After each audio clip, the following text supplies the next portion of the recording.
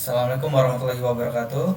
Perkenalkan kami dari kelompok yang beranggotakan saya Nuzul Mahfud dengan NIM 1920028. Kedua ada Junito NIM 192000867.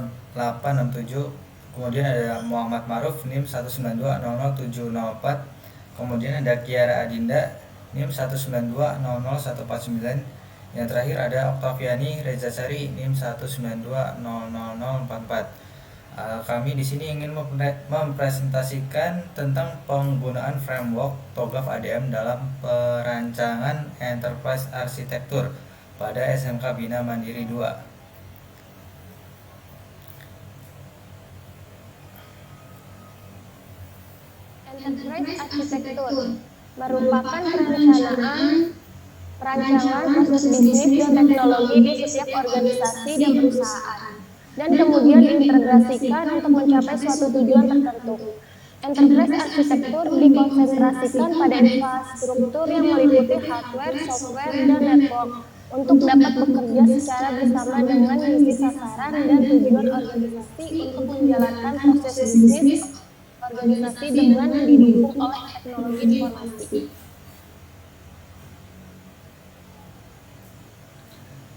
TOGAF ADM. TOGAF merupakan sebuah framework dan sebuah metode untuk mengembangkan data dan melaksanakan enterprise arsitektur. TOGAF memegang peranan penting membantu proses pengembangan arsitektur, memungkinkan pengguna TI membangun solusi berbasis sistem terbuka untuk kebutuhan bisnis mereka. Elemen kunci dari TOGAF adalah Architecture Development Method atau ADM yang memberikan gambaran spesifik untuk proses pengembangan arsitektur enterprise. Menurut Surendro 2009, ADM merupakan hasil kerjasama generik yang berisikan sekumpulan aktivitas yang mempresentasikan progresi dari setiap fase ADM dan model arsitektur yang digunakan dan dibuat selama tahap pengembangan enterprise arsitektur. Prinsip pengembangan enterprise. Prinsip pengembangan enterprise dengan menggunakan metodologi TOGAF ADM terdiri dari 3 bagian, yaitu prinsip-prinsip. Yang pertama, prinsip-prinsip enterprise mendukung keputusan bisnis di seluruh bagian organisasi atau perusahaan. Yang kedua, prinsip-prinsip teknologi informasi mengarahkan penggunaan sumber daya teknologi informasi di seluruh bagian organisasi atau perusahaan. Yang ketiga, prinsip-prinsip arsitektur mengembangkan arsitektur proses organisasi atau perusahaan dan arsitektur implementasinya pada prinsip pasar, sistem dan teknologi yang ada di dalam organisasi atau perusahaan. Fase-fase TOGAF ADM. Yang pertama di sini ada preliminary dan recruitment management yang terdiri dari fase-fase. Yang pertama ada arsitektur vision, yang kedua business arsitektur, yang ketiga information system arsitektur, yang keempat teknologi arsitektur, yang kelima ada opportunities and solution, yang keenam ada migration planning, yang ketujuh ada implementation governance, yang ke-8 ada arsitektur change management. Lanjut. Untuk preliminary, yaitu merupakan tahap awal yang merupakan persiapan arsitektur enterprise. Tahapan ini dilakukan agar proses pemodelan arsitektur dapat terarah dengan baik. Tujuan dari fase preliminary ini adalah untuk meyakinkan setiap orang yang terlibat di dalamnya bahwa pendekatan ini berkomitmen untuk kesuksesan dari setiap arsitektur yang akan dibuat. Pada fase preliminary dilakukan identifikasi who, what, why, when, dan where dari arsitektur itu sendiri.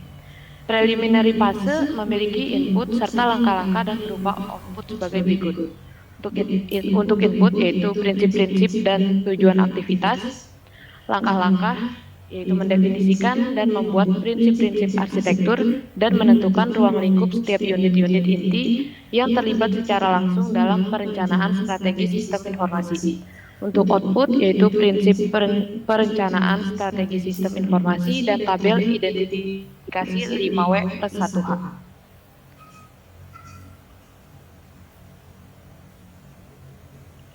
Kemudian ada requirement management, yaitu proses pengelolaan kebutuhan arsitektur di seluruh fase TOGAF ADM. Tujuan dari proses ini adalah untuk menentukan kebutuhan arsitektur enterprise. Kebutuhan itu disimpan lalu dimasukkan ke dalam fase yang sesuai. Sumber daya yang harus dikembangkan dalam tahapan ini adalah skenario aktivitas. Skenario aktivitas mencakup proses bisnis atau alur aktivitas dan isu atau permasalahan dalam organisasi. Proses bisnis yang dimaksud adalah penjelasan sistem yang sedang berjalan pada organisasi. Requirement management memiliki input serta langkah-langkah dan berupa output sebagai berikut. Untuk inputnya yaitu keadaan sistem pada saat ini dan data inventaris sarana dan prasarana pendukung TIK.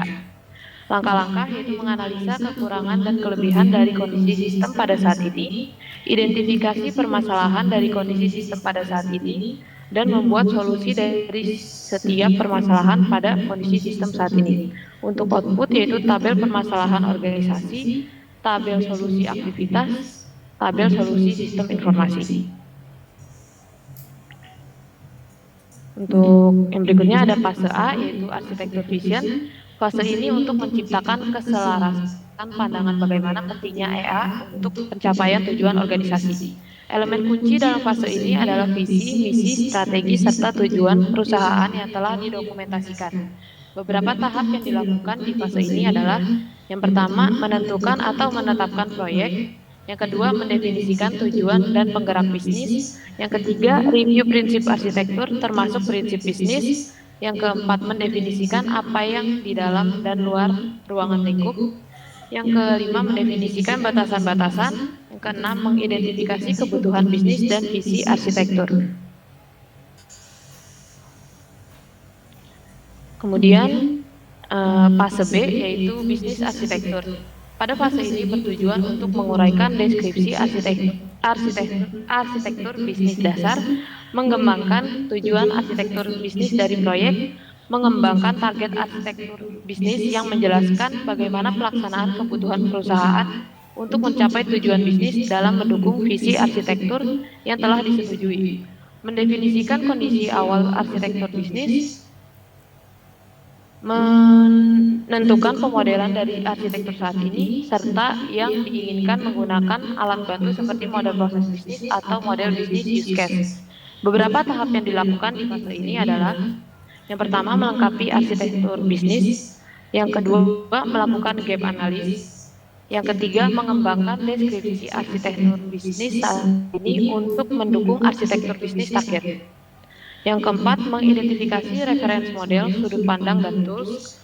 Yang kelima, menentukan kandidat calon roadmap. Yang keenam, membuat dokumen definisi arsitektur. Yang ketujuh, menyelesaikan arsitektur bisnis. Next. Lalu fase information system arsitektur.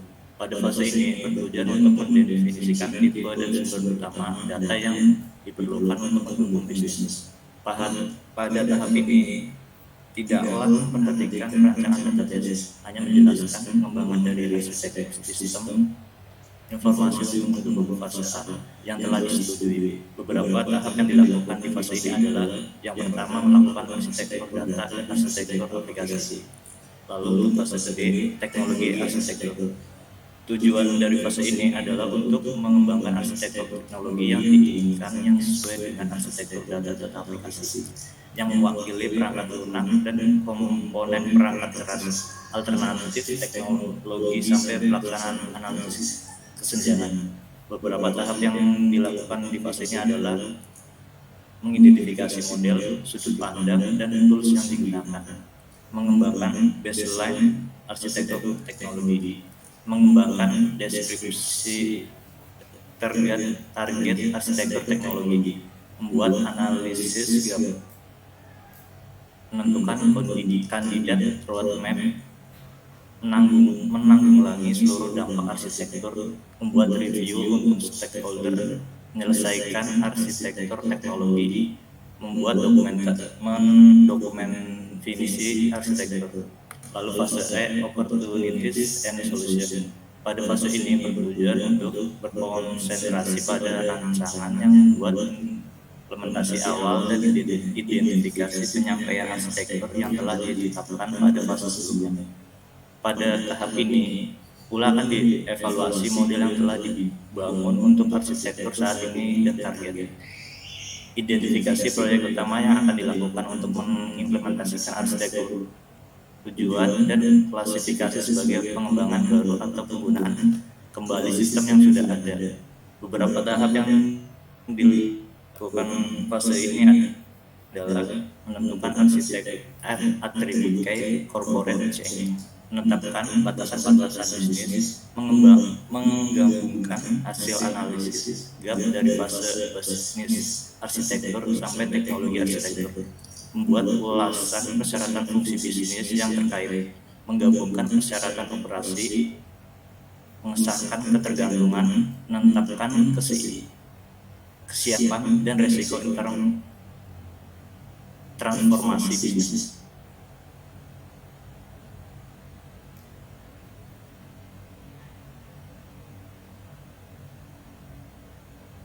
Merumuskan implementasi ini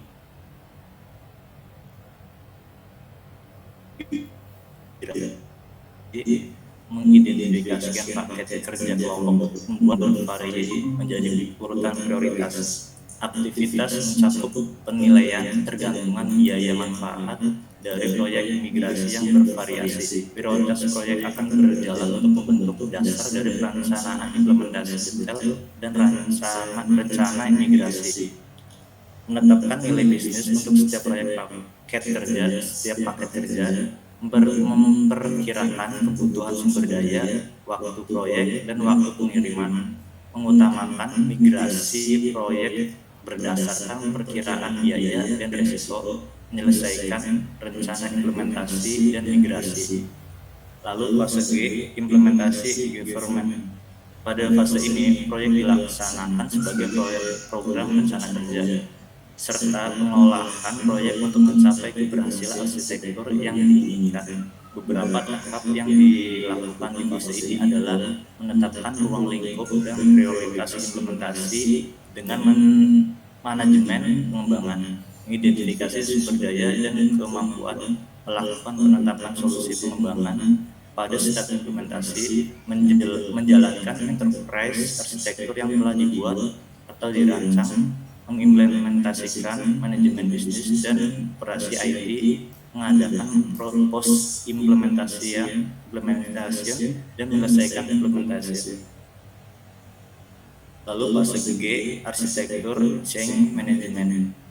Tujuan fase ini adalah untuk memastikan bahwa arsitektur mencapai target bisnis serta untuk menentukan atau menetapkan proses manajemen perubahan arsitektur untuk enterprise arsitektur yang baru. Proses ini menyediakan monitoring berkelanjutan dari hal-hal seperti pengembangan teknologi baru dan menentukan apakah akan dilakukan siklus pengembangan enterprise arsitektur berikutnya. Beberapa tahap yang dilakukan di fase ini adalah menetapkan nilai realisasi proses, menetapkan monitoring tools, mengelola risiko, menyediakan analisis untuk manajemen arsitektur, menyediakan kebutuhan perubahan, mengelola proses tata kelola, mengaktifkan proses untuk menerapkan perubahan.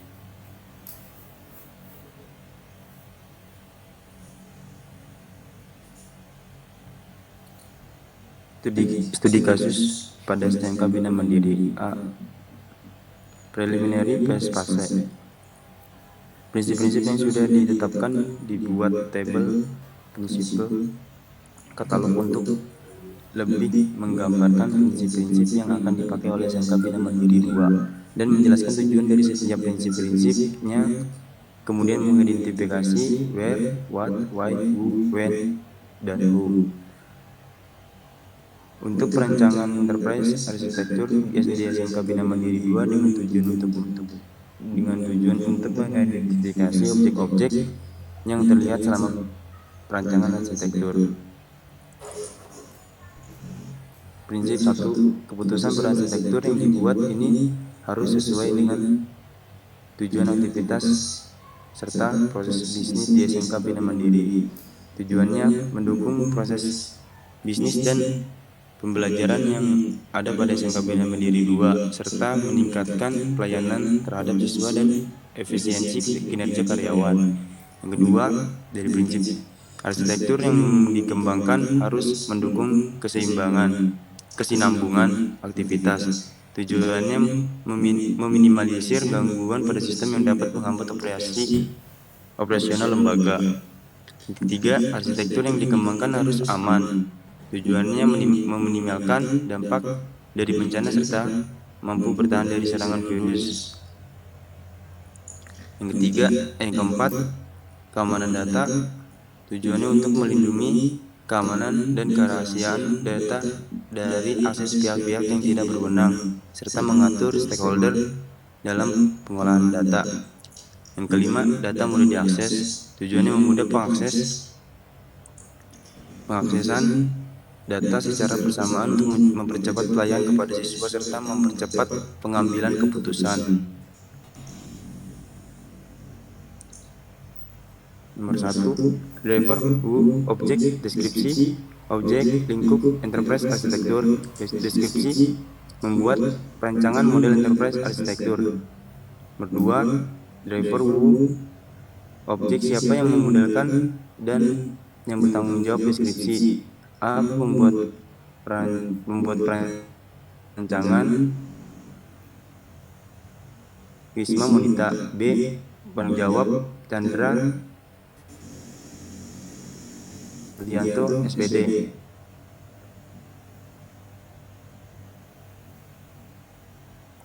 3. Where objek lokasi 2021. Nomor 5. Why objek mengapa perancangan enterprise arsitektur ini dibuat. Deskripsinya untuk mengoptimalkan pemanfaatan sistem informasi dan teknologi informasi untuk setiap aktivitas bisnis di SMK Bina Mandiri 2 serta meningkatkan pelayanan terhadap siswa dan efisiensi kinerja guru dan staf. Yang keenam, objek menentukan bagaimana rancangan dibuat. Deskripsi rancangan dibuat menggunakan framework TOGAF ADM. Fase A, arsitektur desain analisis value chain yang bertujuan untuk mengelompokkan seluruh aktivitas di SMK Bina Mandiri 2 dikelompokkan ke dalam 2 kelompok seperti tergambar pada tabel di samping. Fase B, bisnis arsitektur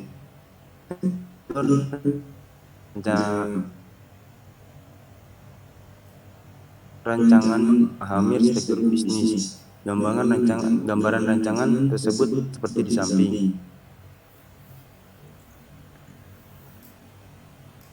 Fase C, information system arsitektur. Arsitektur aplikasi seperti yang telah tergambar pada rancangan arsitektur bisnis terdapat 3 rancangan arsitektur di aplikasi yang diusulkan sesuai dengan kebutuhan di SMK Bina Mandiri 2, yaitu portal web SMK Bina Mandiri, sistem informasi akademik, aplikasi keuangan, dan aplikasi administrasi dan tata usaha. Yang kedua, arsitektur data. Pada tahapan ini akan dilakukan rancangan data arsitektur. Rancangan data arsitektur akan digambarkan dengan menggunakan data dissemination diagram.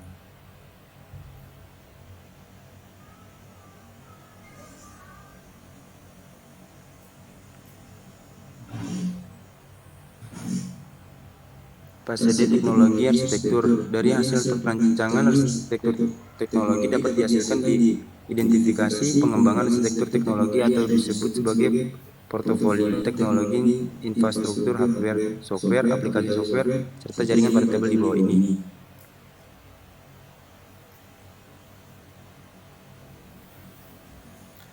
Fase E, opportunities and solution. Fase ini Fase E, Opportunities and Solution. Fase ini menjelaskan gap analisis dari sistem informasi yang dimodelkan dalam bentuk matriks. Pada fase ini akan dievaluasi peluang dan solusi dalam model yang telah dibangun dan menggunakan analisis gap, di mana yang dihasilkan adalah penambahan 5 aplikasi. Fase F, Migration and Planning. Perspektif operasional dibagi menjadi 2 bagian, front office system dan back office system. Front office system yaitu kelompok sistem aplikasi yang orientasi fungsinya langsung memberikan pelayanan kepada penggunanya. Sedangkan untuk back office system yaitu kelompok sistem aplikasi yang orientasi fungsinya lebih banyak ditujukan untuk memberikan bantuan pekerjaan yang bersifat administrasi dan umum.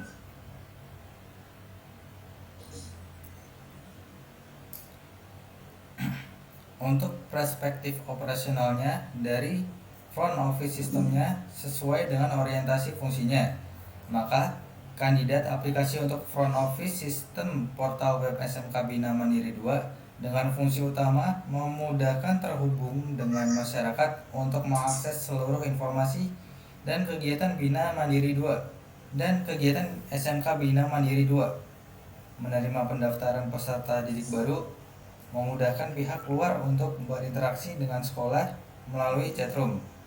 Sedangkan untuk back office sistemnya sesuai dengan orientasi fungsinya, maka kandidat aplikasi untuk back office system adalah aplikasi SIAKAD SMK Bina Mandiri 2, aplikasi keuangan, dan aplikasi administrasi dan TU.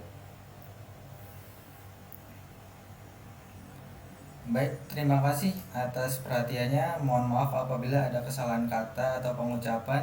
Kami mohon maaf. Wassalamualaikum warahmatullahi wabarakatuh.